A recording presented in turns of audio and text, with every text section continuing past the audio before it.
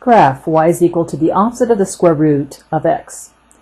Well, when we have radicals, we want to make sure that we identify what's inside the radical, the radicand, because that's our starting point. All that's inside is x, so we want x is greater than or equal to 0. So in our choosing values for x that we'll put into this problem, we'll start with 0 and then continue with larger numbers. We would not put in numbers like -1, because the opposite of the square root of -1 is a negative I. And I is an imaginary number. We're graphing on the x and the y-axis real numbers. So we do not want to include numbers that would make the radicand negative.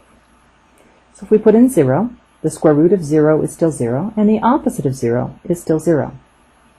If we put in 1, well, let's look to see what that really is asking us to do. We put in 1, we want to take the square root of 1, which is 1, but then we still want to be the opposite of that. So our y value is -1.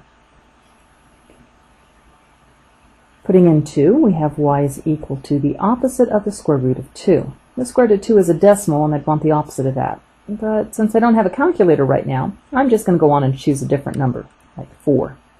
Y is equal to the opposite of the square root of 4. The square root of 4 is 2. The opposite of 2 is -2. So our y value is -2. Plotting these points, 0, 0, that's our starting point. +1 for the x, -1 for the y is right there. And our last point is +4, -2.